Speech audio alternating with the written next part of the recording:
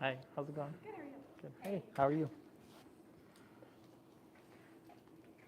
Look at this, dispatching the house.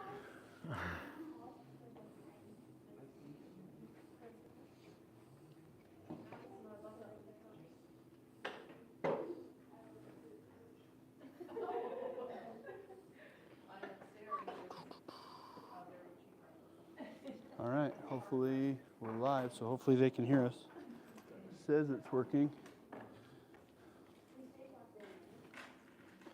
What did I do? What's up, buddy? I know, it's weird, man. I'm Chunk Liddell. What's up, buddy? Good.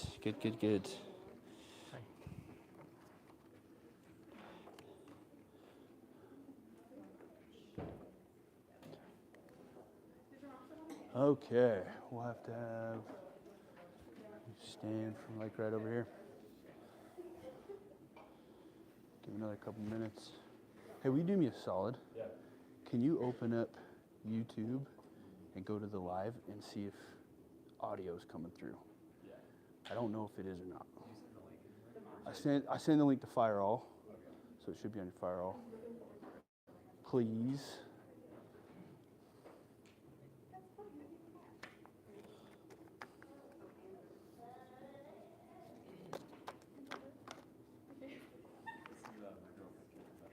Hey, nice. I think, have we met before? I can't remember if we have or not. So, but I've heard your name Yes. so many times. Good things. All good things, right? All good things, of course. Nice to meet you. All right, we'll get started here. Hopefully, I'm in a spot. Am I in that camera? Am I good? Okay. You tell me, give me a signal if I wander out, because I do that a lot. It's working? Yeah. Perfect. I'm out.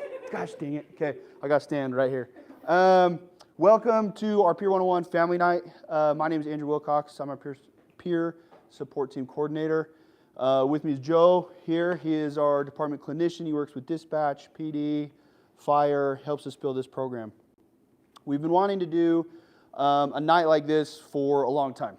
It's been requested a bunch of times, and I apologize that it's my fault. I apologize that it's taken so long to put this together. A lot of what we're going to talk about tonight is similar to what we give our department members in terms of training on mental health, how the brain works, things like that. Obviously, we're in a little bit different environment. We've got a mixed bag in terms of a crowd here. We've got some younglings, with us as well. And so we want to make sure that we just provide information that works for you, that you can come away from tonight with something that's going to help you just be healthier. And that's really the key. The key is not about being happy. Okay, we're not meant to be happy all the time. We'll talk a little bit about that. I won't get ahead of myself. If anybody has any questions, I do, like I said, meander a lot when I talk. I talk really fast. So if you have any questions, concerns, even if you don't agree with me on something or you have something you want to share, please interrupt me and we'll talk about it. I want tonight to be for everybody here. So before I get into the weeds on this, I want to give the floor to Joe here, talk a little about what he does for our program, for our department, for our members, and their families as well. Okay, thank you. My name is Joe Gorton. So my role is the Salt Lake City Wellness Advisor, and okay, awesome. Salt Lake City Wellness Advisor, and my role is essentially anything related to overall wellness. I try to facilitate or create or participate in these types of trainings whenever I get the opportunity, as well as consulting with peer support and offering them any kind of assistance or clinical skill set that I can impart, and I can just be a resource. So I'm essentially just a resource for anything really that might good be needed. resource. Thank you, I appreciate that. Really good resource. So I appreciate that, Joe, and please, Joe's going to jump in tonight as well while we're talking about this stuff, because obviously he's the licensed clinician. He has my background is in suicide prevention. I have a master's in public safety. And it's just something I'm passionate about. I geek out on how the brain works. And yeah, so let's not waste any more time. We'll get right into it. So one of the big things that we want to do is we want to prevent this from happening. We're oftentimes our own worst enemies. We have molehills that become mountains when we don't address problems, when we don't address stress, anxiety, depression, whatever else, trauma in our lives. And especially for firefighters, there's a reason we're more susceptible to some of the negative side effects of stress and trauma, as well as dispatchers, because things go so long without being taken care of appropriately.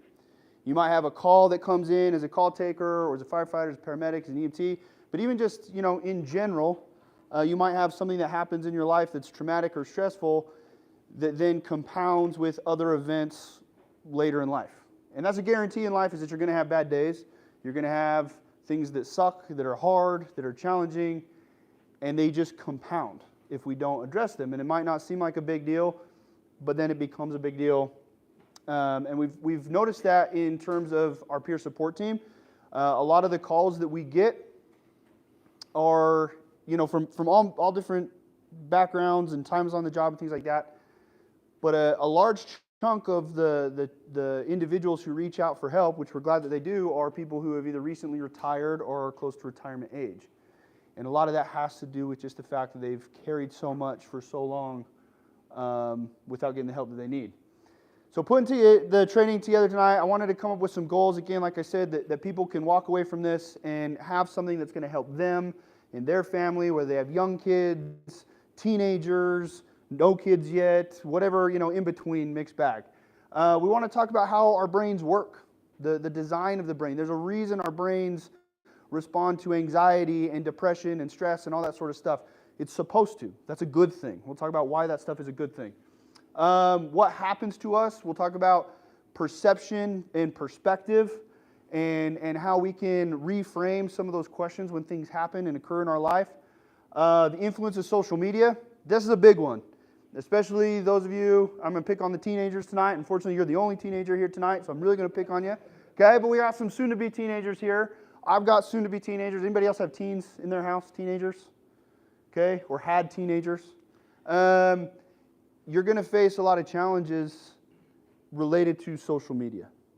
And how do we protect ourselves and our families, our loved ones, from what the data is now showing social media has as an influence? And so that's a big change tonight in terms of training that we've done for our members in the past.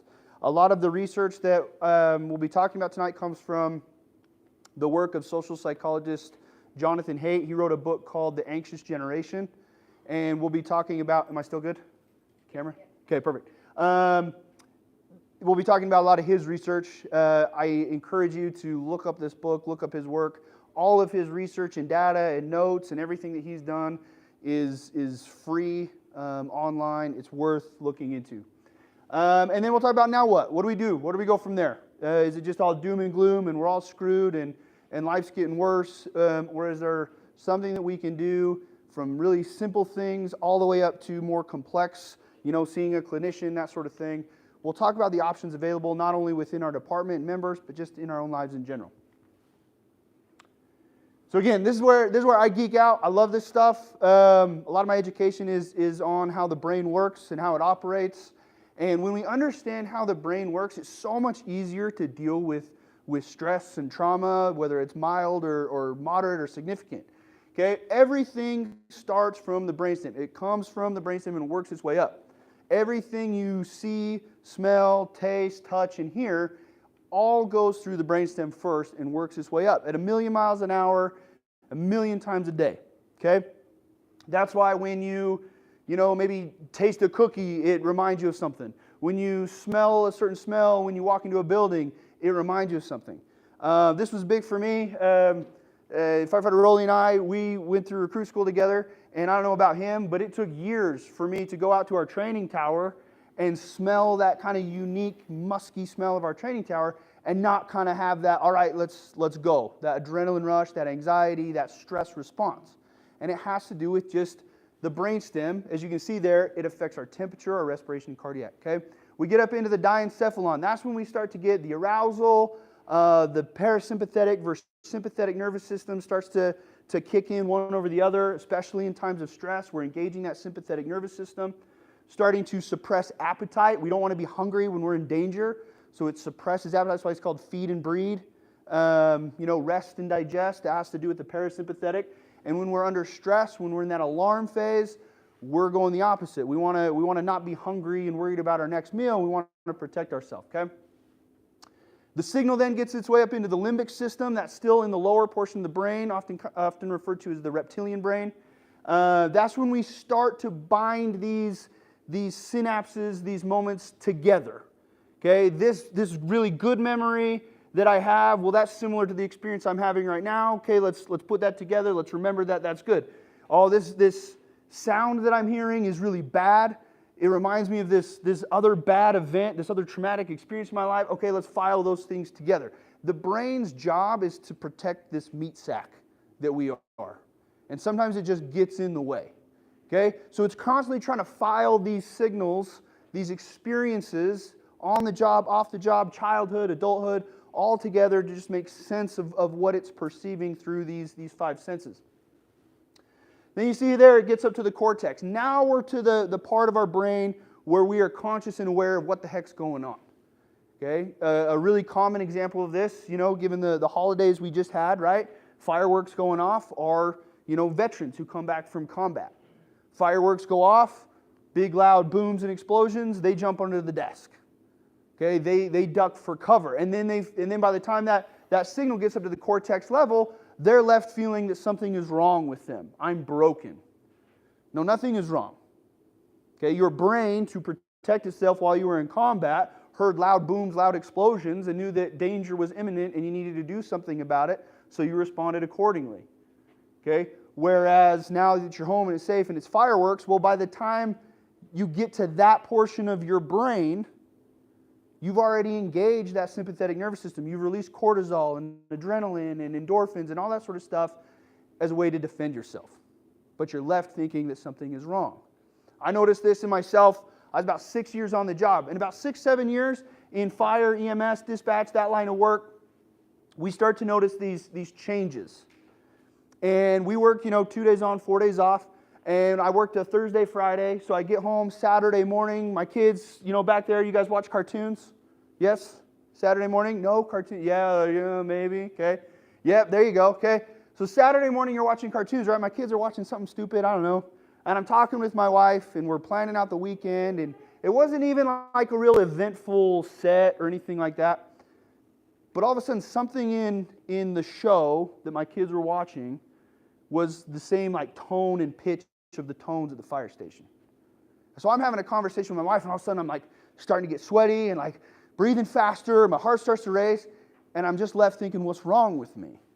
Something's wrong with me. Well, nothing was wrong with me, because those same feelings and emotions and endorphins and hormones and everything else is what I need when I'm at work, when I'm at the fire station. What you need when you're a call taker taking a call. Okay. But when you're not in that situation, when you're not in that setting, it can be a problem. So we can just learn to recognize that. In between the brainstem and the diencephalon, that's where we have these core regulatory networks. And those are the networks that send these signals across our brain to the appropriate places that it needs to go. When we are in the alarm phase all the time, fire, EMS, dispatch, doesn't matter, just human experience, when we're in the alarm phase constantly, we start to rewire our brain. And it starts to send signals to inappropriate places. And again, this is not something I want to get into tonight with this group. We can have these conversations. If you have any questions, if you're watching on YouTube, please reach out with any questions. But I just want to say that it is important to understand, because for our demographic, our population, when it comes especially to suicide and suicidal ideation, it's typically not an emotional response to a problem, okay? It's a rational solution to one, because those signals are not being sent into the prefrontal cortex, because those core regulatory networks, in a way to protect us from stress and danger and harm, have actually blocked those signals from going out of the limbic system into the prefrontal cortex. The brain can't keep that stuff there forever. So it starts to send it to the cerebral cortex, and that's when we run into a lot of problems, is when we don't take care of things and the brain starts to rewire. It's, again, not all doom and gloom. We can take care of stuff. We have some awesome stuff we'll talk about tonight that we can take care of now as a peer support team for support, for their families, for our members, for dispatch. We also have some awesome stuff through our EAP for clinicians that they can help take care of. Even stuff that maybe is from years ago, even childhood stuff that we can make sure is resolved the way that it's going to help the brain be healthy. Okay?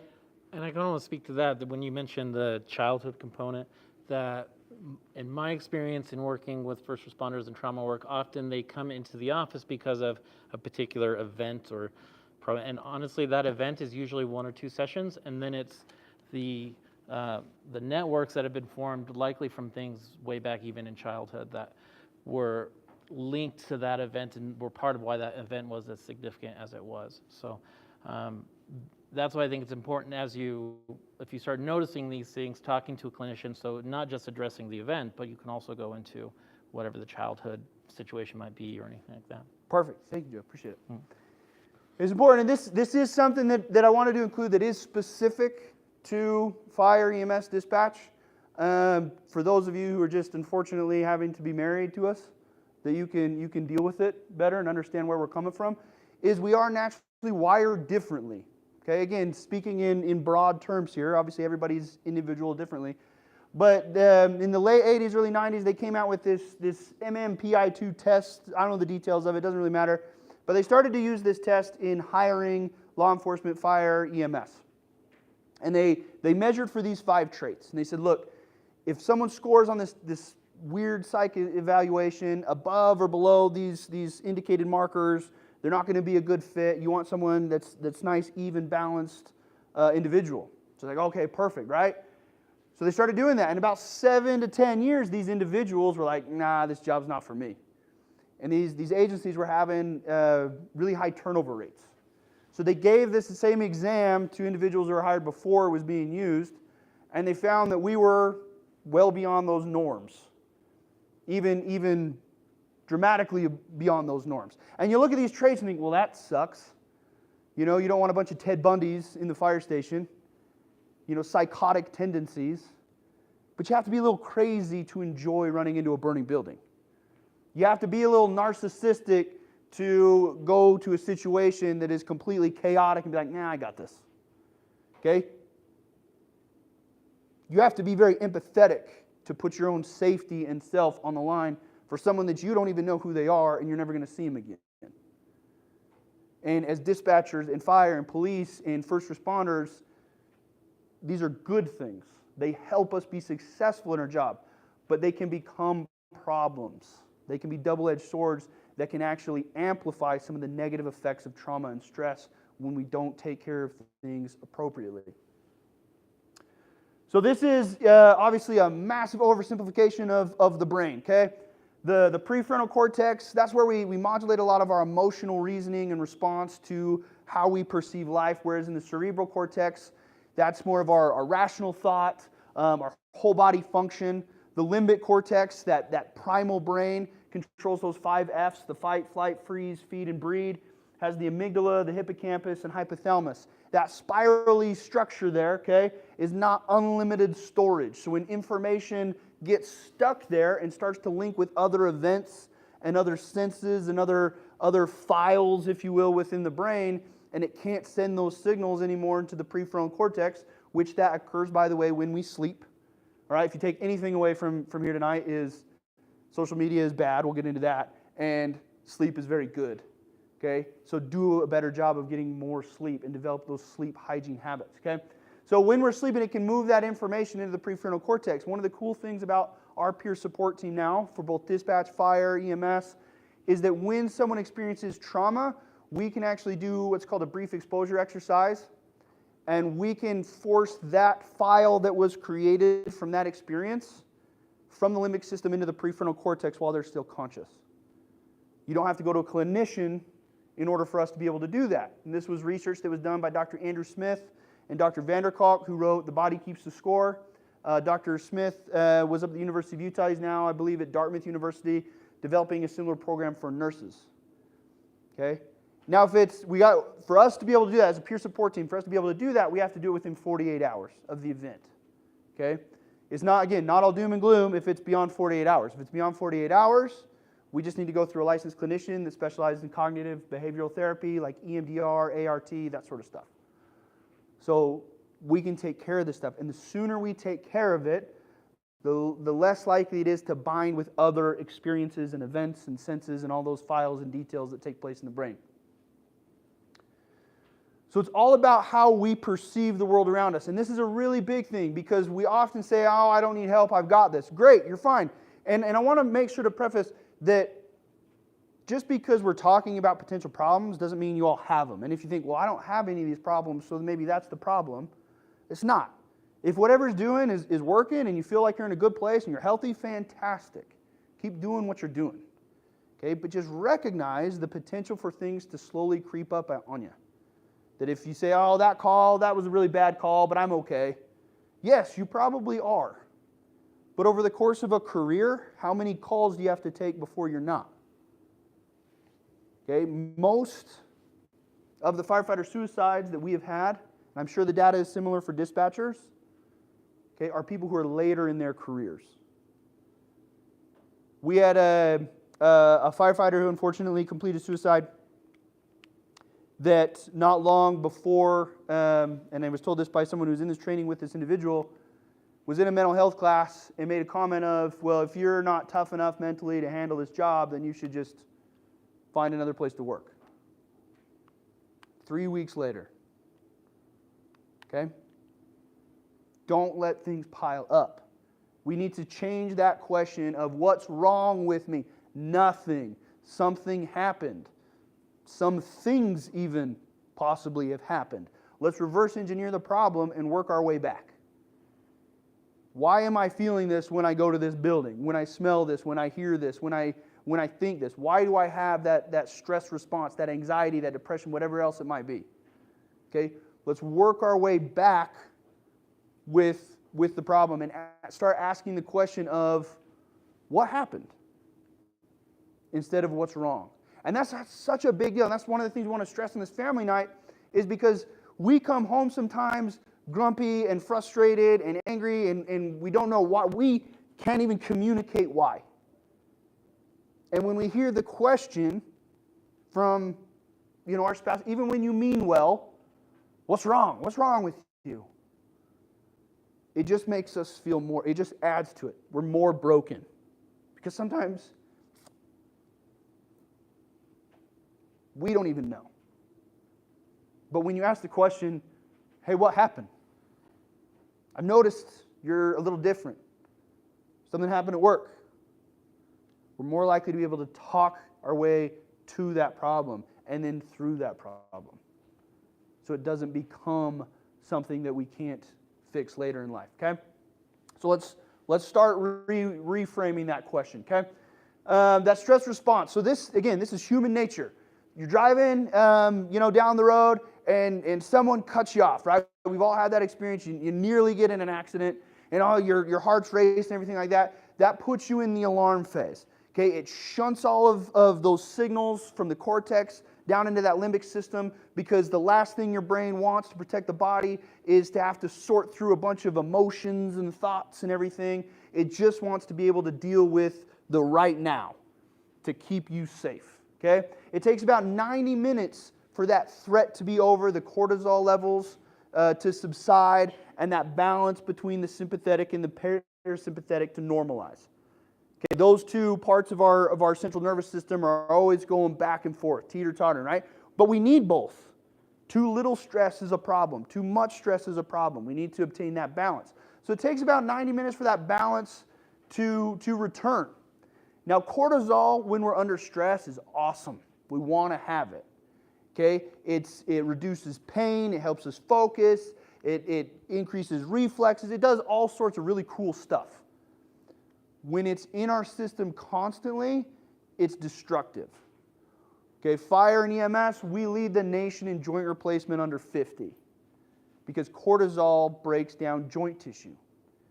We're finding out that cortisol is related to Alzheimer's, certain types of cancers, heart disease, heart attacks, because it attacks smooth muscle, digestive problems, all sorts of issues because we're stuck in the alarm phase. And not only are we stuck in the alarm phase just from our job, but because the alarm phase becomes normal, when we try and come out of that, that's what feels weird.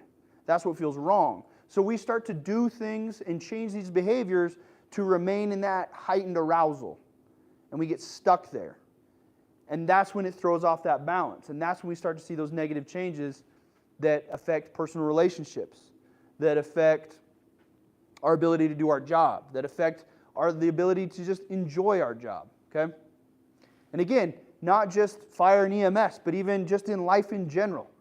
Regardless of what your job or career or being a kid, whatever it might be, studying for a test or something like that, that elevated level of stress all the time is going to put you at risk for injury, for illness, for all sorts of other problems. The University of Utah did a really cool study on their student athletes. They noticed that there was a 3 to 4 week period, seemed like every single year, that they had a massive spike in injury. And they focused specifically on the women's soccer team. What do you think during those few weeks was also going on? Finals. Okay? So they realized that the same level and intensity of the workouts and training and practice with the additional stress from finals was increasing injury. So they just decreased training during those weeks.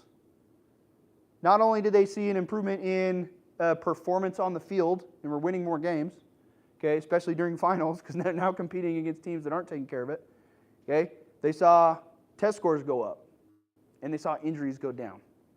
You have to maintain what is going on in your life that is heightening that stress, whatever it might be, and say, okay, what do I need to do to recover? What do I need to do to bring that balance back into my life? Because we start to see some of these changes take place. The increased aggression, we're just grumpy all the time. We're looking to put someone else into a bad mood. Working other jobs, this is a big one for us. We're not working extra shifts and overtime because life is super expensive and we need to pay the bills, but because being at home and being able to relax and slowing down makes us feel just antsy and agitated. We have to get back to the station where we can feel amped up again. Turning to social media, doom scrolling. Okay? I was guilty of this. But be honest with yourself. When you're stressed out, do you just grab your phone and open TikTok or Instagram or something like that and just start mindlessly going through who knows what to try and get that dopamine fix? Okay? That is one of those cycles of changes to try and run away from what's going on. Feed, I don't like talking about this one because I like to use it as a stress response. Okay? But again, having something sweet, having a snack, oh, I had a long day, I could just use a cookie or something like that. That's fine, right? We're not saying like you need to cut out sweets in order to be healthy. But just be honest with yourself. If you've had a long day and the first thing that you think of is like, man, I wish I had a Monster right now. Oh, I just need ice cream right now. Or turning that food to just try and feel better when you have that stress. We've all felt stress. We've all felt it in our stomach, in our chest, in our neck, our shoulders, whatever it might manifest physically. And if when you feel that, your brain says, go eat something, like just use that as a red flag of, okay, what happened? What's making me feel this way? Okay, freeze, this is uncommon in our profession, but we want to talk, to everybody tonight, where you just can't make a decision, that indecisiveness. We also see this freeze in an inability to function, or even in just conversational disassociation. And I noticed this in myself as well. I would get home from a long shift and I would pull into the driveway and I would have no clue how I got there. I would have no recollection of the drive home. Okay? And that's just the brain trying to it's too much, we can't handle it, let's just kind of power down. And it doesn't work. Or you're having a conversation and you're not distracted by something and you're listening to them and you can hear them, but then all of a sudden you're like, what the heck did they just say? I have no idea what we were talking about. Okay? Again, it's not the end of the world. You're not in a bad spot. It's just a red flag to say, your brain needs a little bit of extra, needs a little bit of outside help in order to get that balance back in your life. Okay? And then breathe. The sexual addiction, again, this is something that to talk to your families about. But we recommend, everybody when they're under a lot of stress in life, to meet with their clinician, their physician, and have your blood work done. Know where you're at, hormones, both men and women. Because when we're under stress, we start to suppress sex hormone, testosterone, estrogen, progesterone. Men and women have all of them, obviously at different levels. Okay? And when we're stressed, we shut off the ability to produce those things. And it increases the likelihood of cervical cancer, breast cancer, prostate cancer. Again, this is associating now with Alzheimer's, type 3 diabetes. Okay? Make sure that we are in balance, because oftentimes we then try and overcorrect to bring that balance back. And we start to engage in unhealthy behaviors that are destructive to our homes, our families, and our lives as a way to deal with the stress that we're not handling appropriately, okay? All right, so that's more specific again to the firefighter, but again, we wanted to have something for everybody there. And now I wanted to focus on, again, all of us, but especially those with young kids, teenagers, but again, if we're being honest, even just ourselves, of understanding social media and how it affects the brain. Social media has now been around long enough, smartphones have been around long enough that not only do we pretty much all have them, access to them, accounts on them, but the data is now available to show how it is affecting us mentally. To be honest, it's kind of terrifying in terms of how it affects anxiety, depression, and suicidal and self-harm behaviors. So this is from that book, The Anxious Generation. Social media does not just correlate with mental illness, it causes it. And you can fight me on that all you want, but the data shows that that's the case. And thank you. I'm out of the camera. Okay? But the data is showing that it is rewiring the brain. And it is especially affecting Gen Z. It's affecting all of us, but Gen Z is the first generation that has grown up with social media essentially from the womb. That they've always had it. They've always had the smartphone. They've always had the apps. They've always had the Facebook and the Instagram. Okay? So how does it really affect us? Well, in terms of major depression, and major depression is 5, it's kind of hard to see on that slide, of those bullet points there, at least 5 of them for 2 or more weeks. And obviously major depression is something that's diagnosed. We're not meant to be happy every day. So just because you've been sad for a couple days does not mean that you're majorly depressed. It might. But again, we're meant to be sad. We're meant to have bad days. We're meant to have negative emotions. We're meant even to have anxiety. Anxiety can keep us safe. So we want to make sure that we're just not letting things get out of hand. We saw a spike. So in 2010 is when they added the forward-facing camera. 2008 was kind of the birth of social media. In 2012 was when Facebook purchased Instagram and increased accounts from about 3 million to 90 million, almost overnight. And in that time period, we've seen an increase in major depression, meaning clinically diagnosed depression in girls, especially adolescent girls, at a 135% increase, and in boys, 161% increase. Clinically diagnosed depression.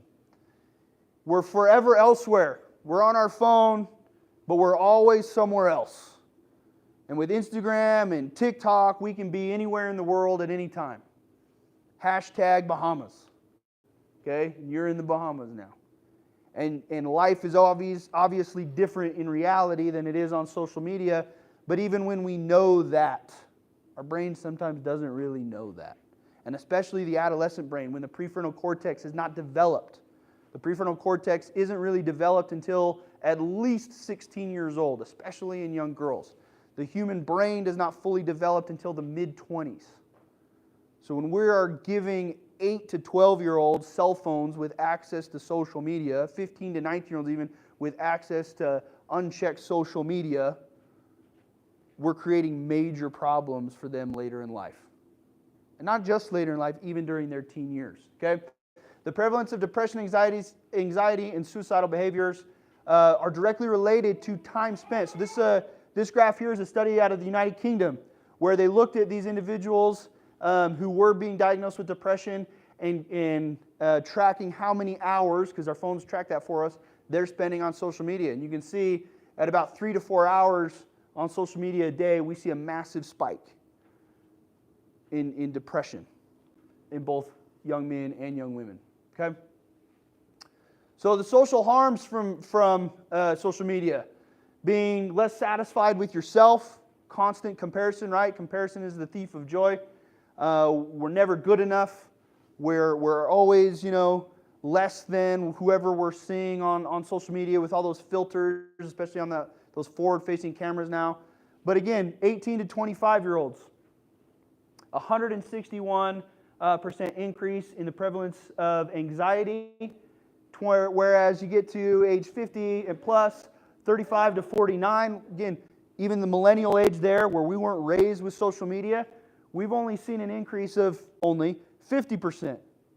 Okay, the generation, that went through all of the crazy stuff, the 9/11 and the financial collapse and all the other things, have a less dramatic increase in anxiety than Gen Z, who grew up with social media. So it leads to these social dangers. And you might say, well, of course we're going to have more anxiety and depression because we're talking about it more. Yes, we are talking about it more, which is great. One of the cool things about this up-and-coming generation is they're much more open to their mental health, which is awesome. Gen Z is much less likely to engage in drug use. Underage drinking dramatically decreased among Gen Z. Teenage sexual behaviors, double-digit decreases compared to previous generations. Anxiety and depression, triple digits compared to previous generations. Okay? And so they started looking like, well, of course we're talking about it, so it's going to be more prevalent. So let's start looking at the data of just how many people are going to the ER for self-harm. Ages 10 to 14, 311% increase since 2010. 15 to 19, 92% increase for girls being admitted to the ER, going to the ER for self-harm. Boys, 10 to 14, 171% increase, and 57% increase in 15 to 19-year-olds. We're seeing major increases in self-harm and suicidal ideations and behaviors, again, correlating exactly with when social media became a common household product that we had in all of our lives. And what's the crisis that it leads to? Well, obviously, suicide rates. 10 to 14-year-olds, almost 67%, almost 70% increase since 2010. Girls, 117% increase since 2010. And you see there that the boys are already higher. And that's because suicidal behaviors are more common in young women, but they're typically more self-harm and reversible behaviors. Whereas in young men, suicide completion is typically more successful because it's more violent.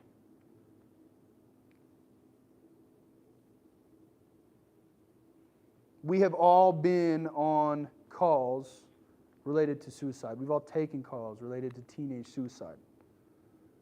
Okay? We can do something about it by improving how we deal with the cause. And we're understanding now that that cause is our phone use, is social media, and its effect on how we live our lives. Okay?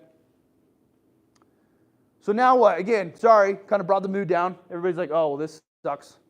Again, it's not all end of the world. There's a lot of great things that we can do. Again, this up-and-coming generation, I teach our fire and EMS programs with the Salt Lake City School District. I'm fortunate and blessed to be able to work with this generation on a daily basis here in Salt Lake.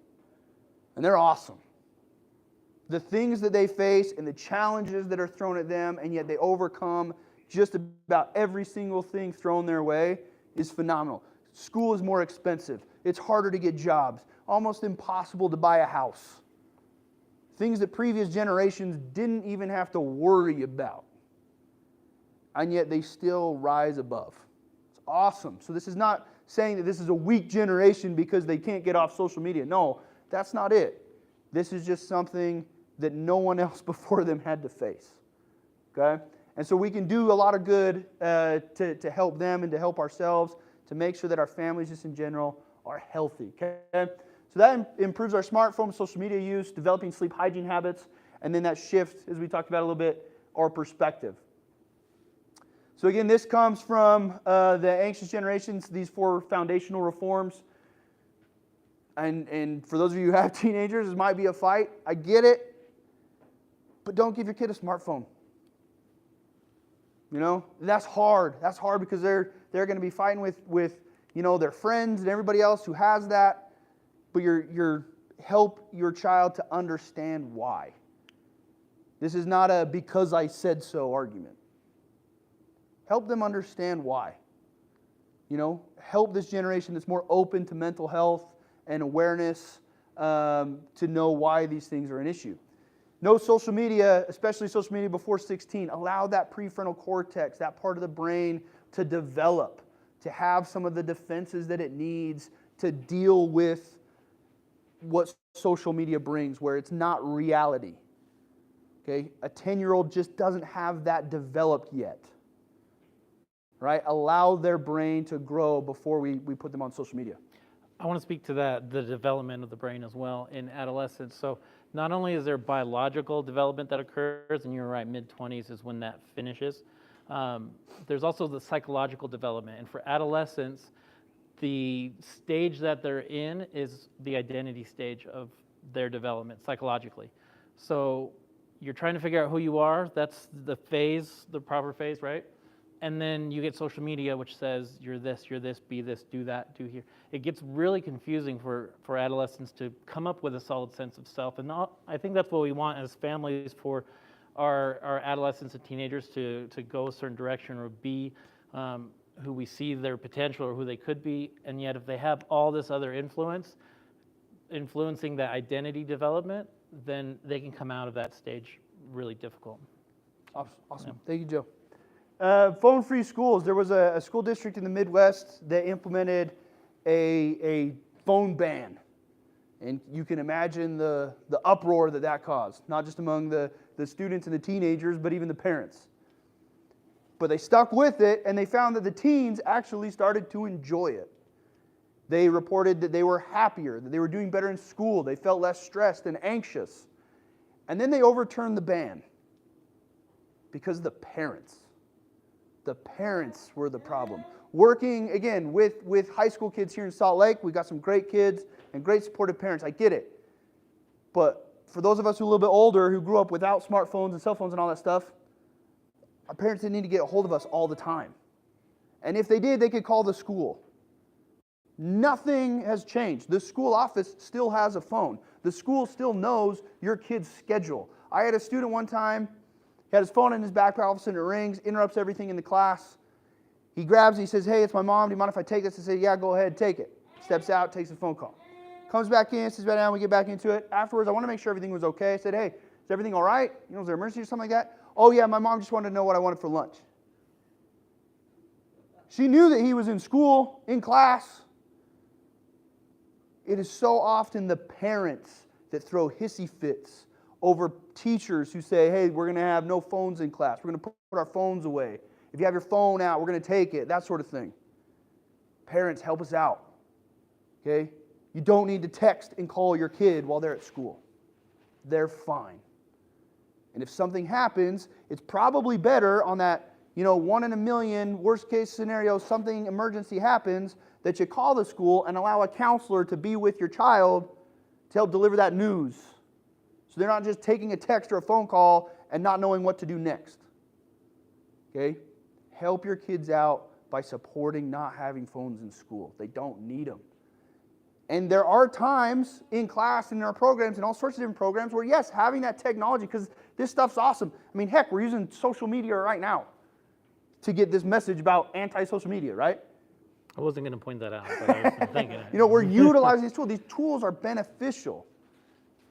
And so we'll use that stuff in class. I'll have my kids pull out their phones at times in class to research things, to look things up, to help them understand a subject.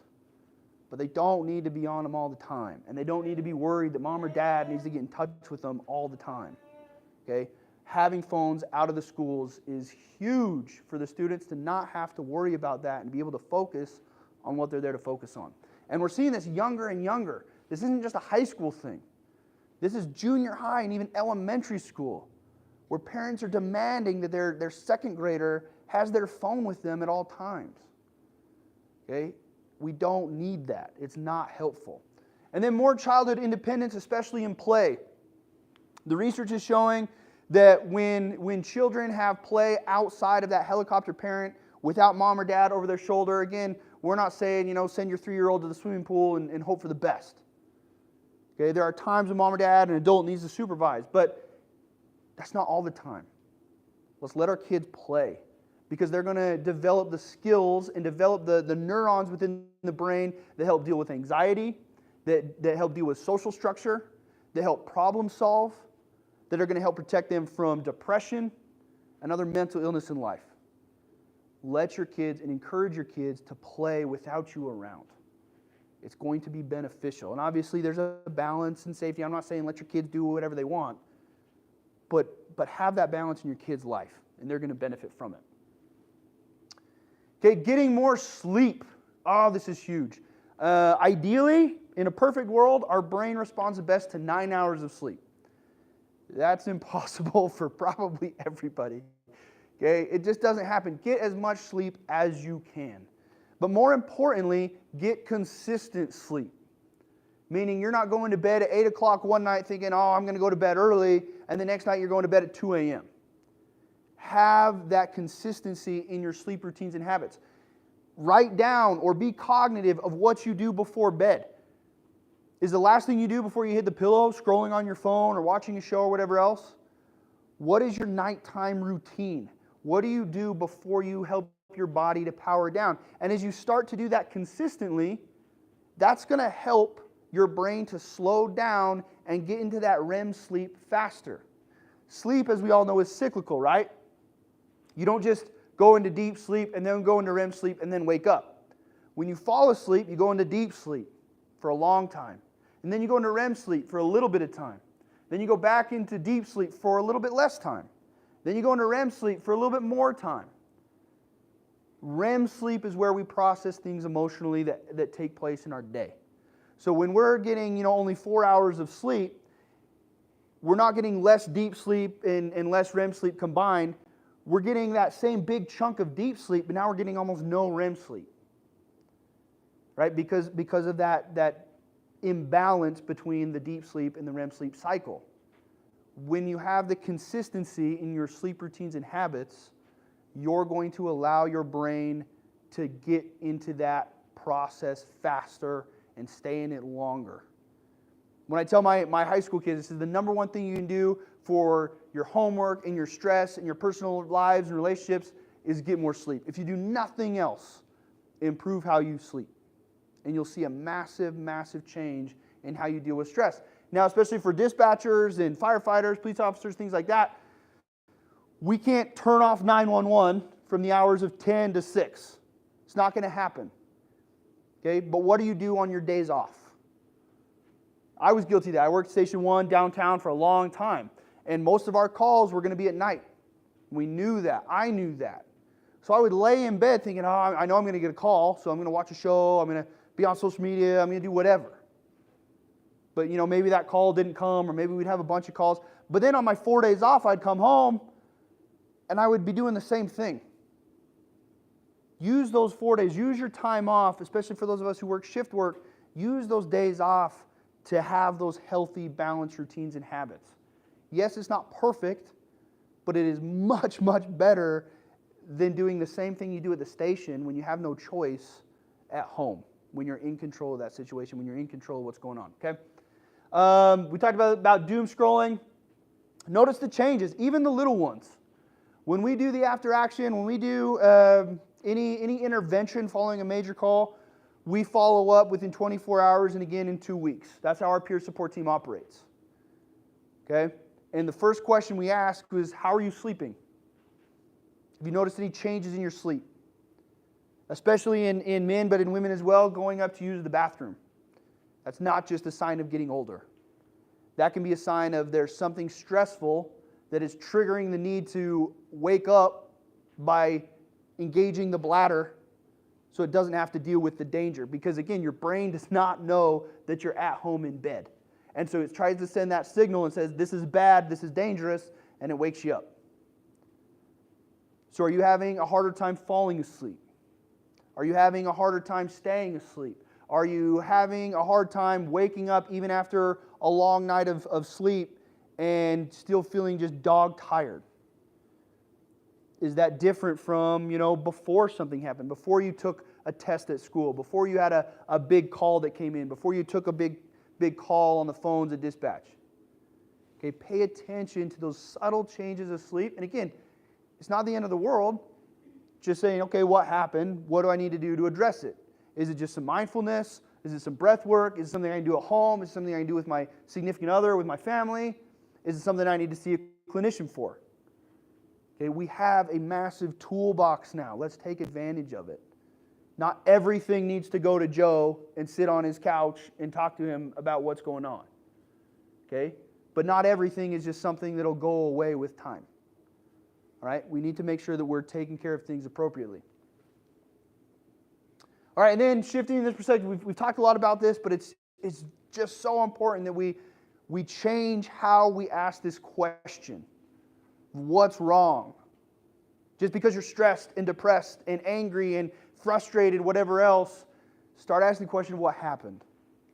Okay, when we ask that question, what happened, we frame in our mind of, okay, what can I do about it? This happened to me. I was a part of this trauma. I was a part of this stressful moment.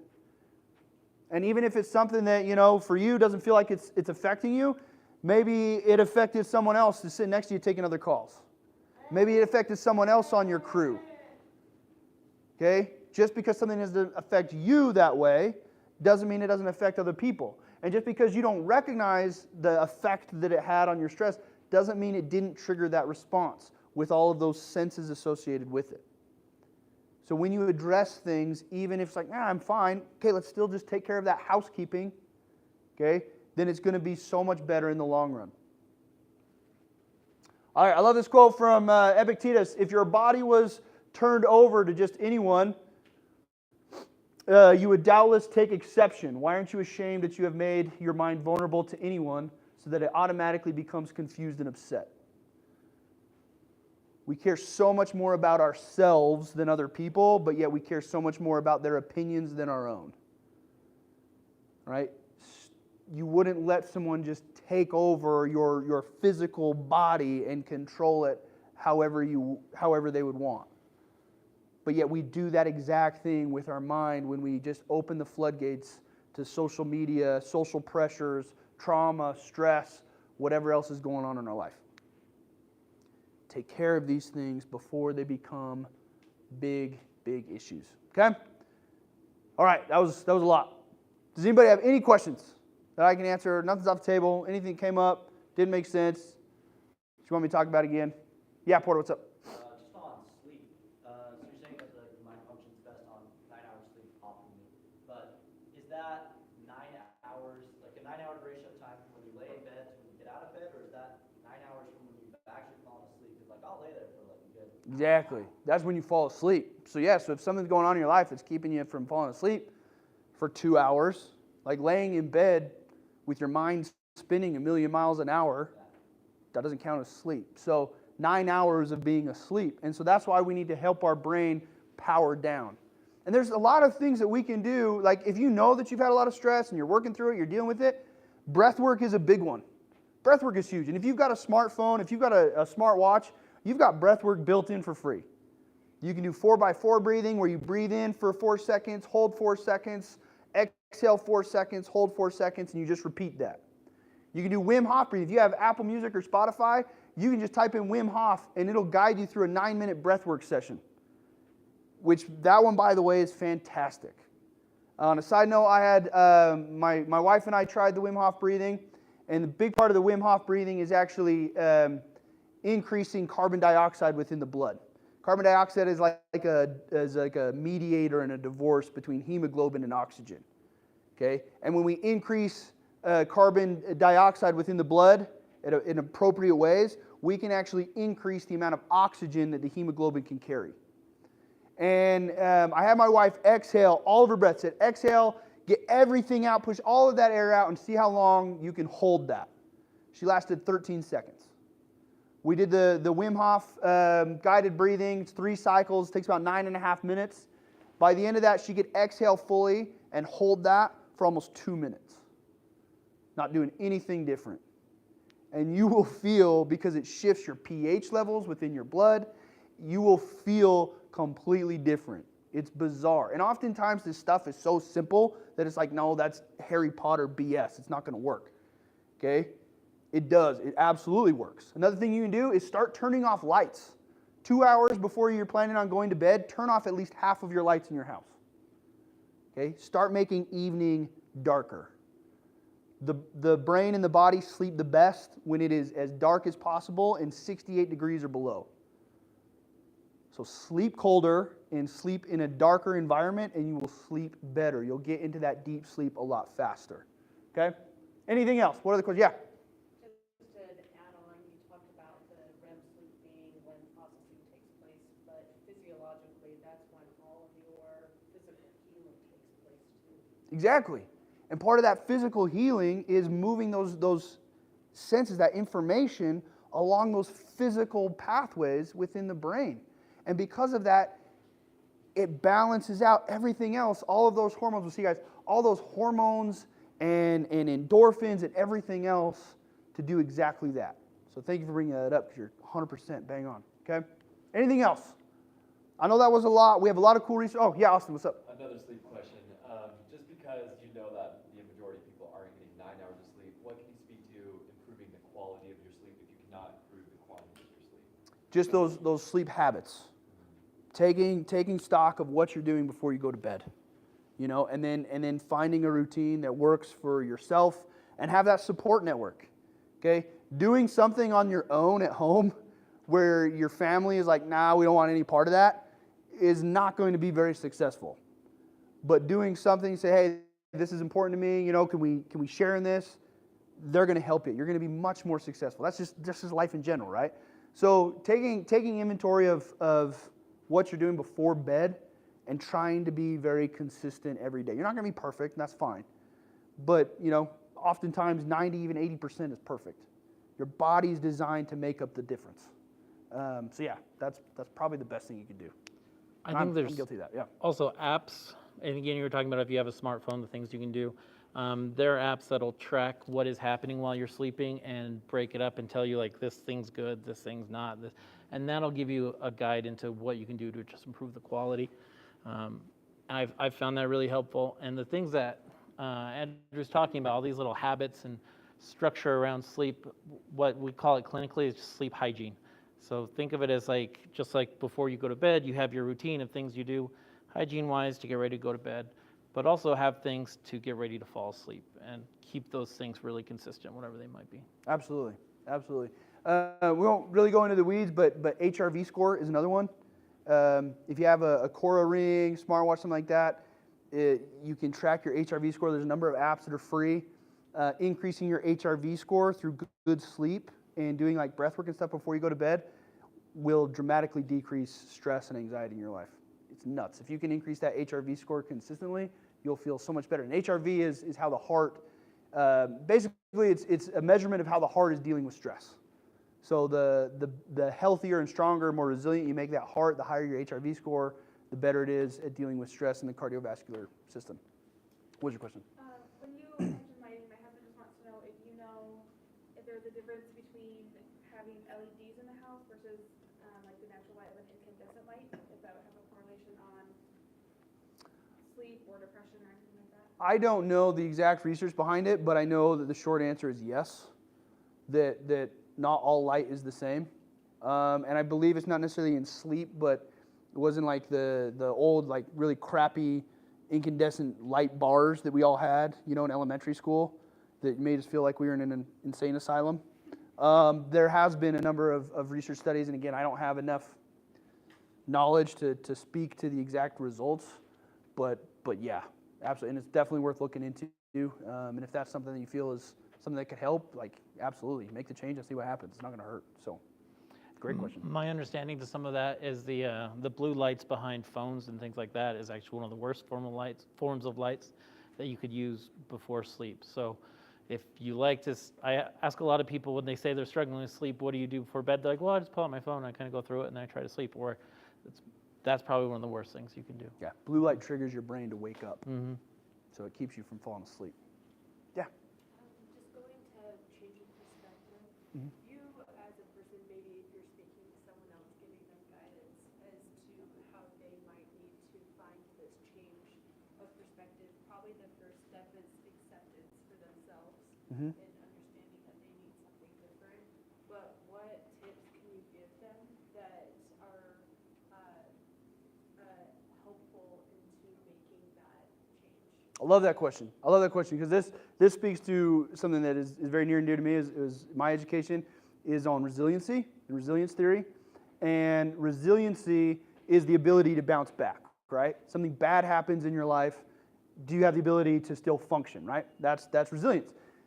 But you constantly, the water dripping on a rock, right? It's eventually going to break it down. It's going to change its shape. We can't have stress repeatedly, okay? So we have to build more resilience. And oftentimes, when we think of resilience, we think of a bouncing ball, right? You take a ball, you bounce it, the ball bounces back. That's resiliency, okay? You take that ball and you throw it into a swimming pool, it doesn't bounce. It doesn't matter how bouncy that ball is. Part of resiliency is having that foundation to bounce off of when we face stress. How do you build that foundation? Well, a big component, a major component of, and there's tons of research that's been done on this, is vulnerability. So to answer your question, one of the first things a person can do and take those steps is to be vulnerable. And one of the things that we can do when we're working with someone who's struggling with that is, one of the worst things we can do is put them into a corner where we make them feel like they have to be defensive. Because now they don't want to be vulnerable, they don't want to talk to you about what's going on. Now they're already increased aggression and you just push their buttons and now you're going to have a fight.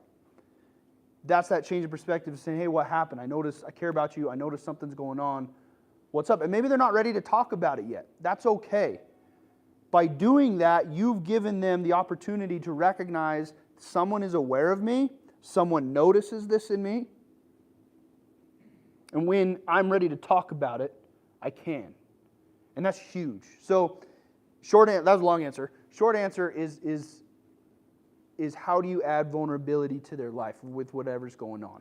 And it doesn't need to be, they need to tell you everything and all their trauma and all the skeletons in their closet, but even just little things of having that human connection is going to help build that resiliency to where then they're more likely to be able to deal with that stress or whatever's causing those negative changes in their life in the first place. Does that make sense? And there's even just human connection. There's a really cool study that was done on Navy SEALs.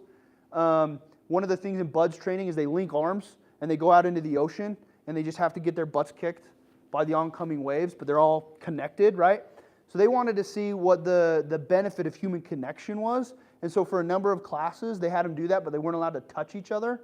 And those classes had the highest dropout rates, like broke records, whereas they had them link arms again and it normalized. So the value of human connection, both emotionally and physically, is huge in terms of helping get that vulnerability that the person needs to then become resilient to whatever's going on in their life. Does that make sense? Answer your question? Okay. Anything else? Yeah, what's up, Austin? What is one protocol or practice that you've instilled in your life throughout the years of your research and looking into it that you feel like has improved your life immensely that we could work on? I would say it goes back to what we just talked about, vulnerability.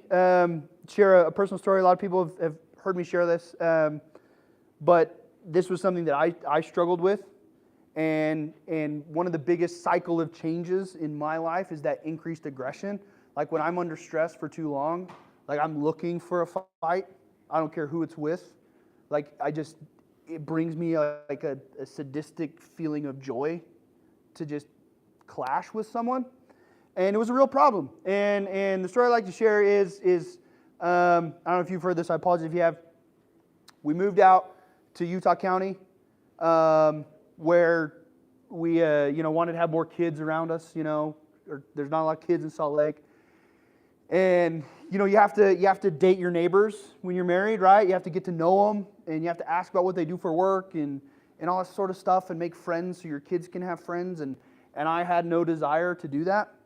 And I came home from work one time, just again, angry, aggressive, not taking care of myself, not really recognizing it either. You know, like a frog in the water, like the temperature was slowly rising.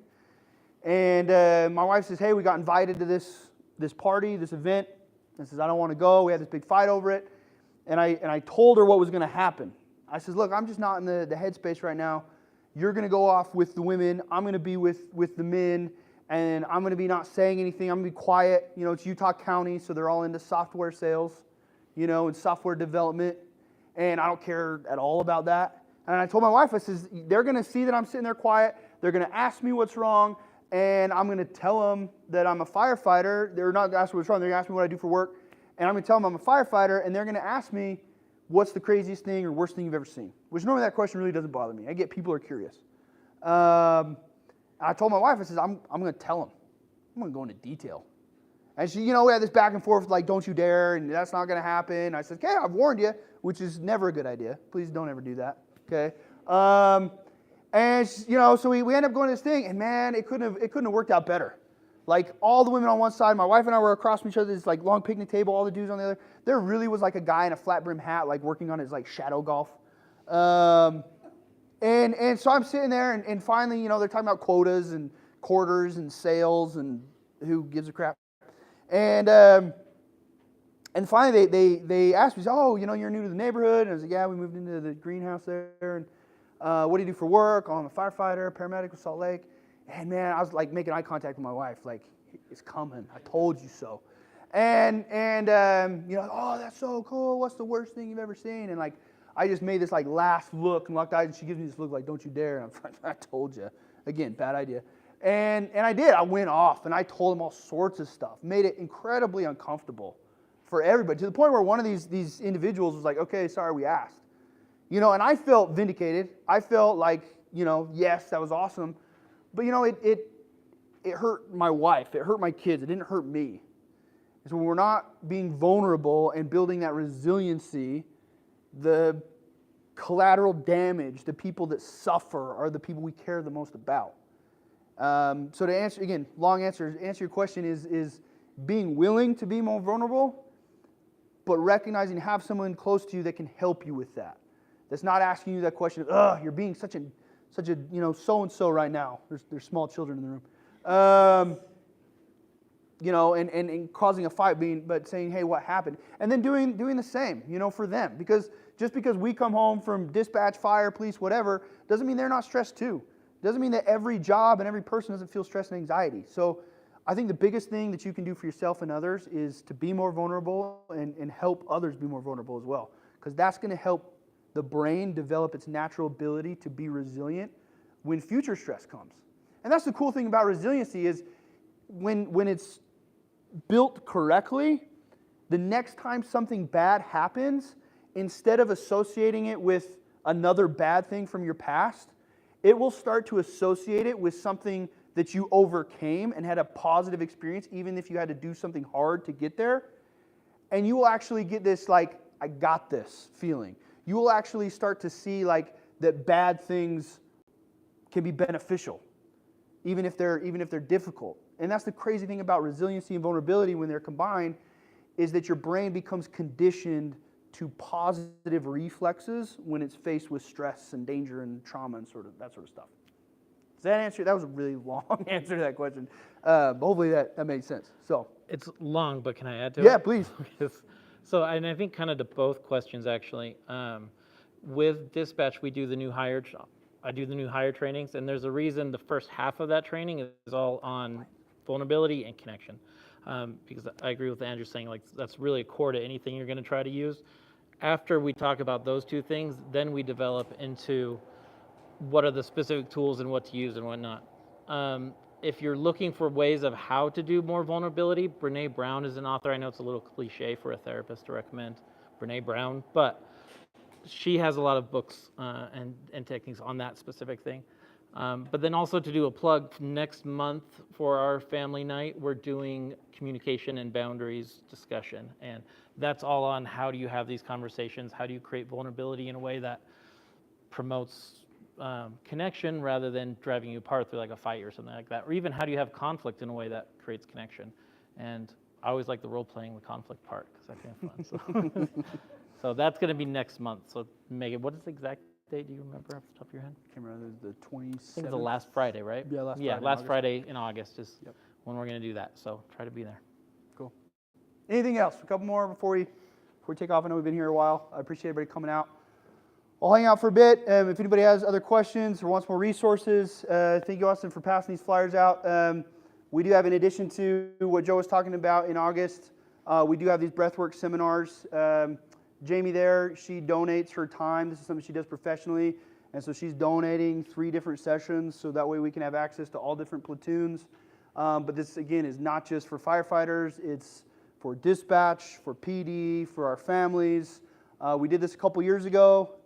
It was absolutely fantastic, especially when you come, with your significant other, so you can both kind of experience that and have something to talk about.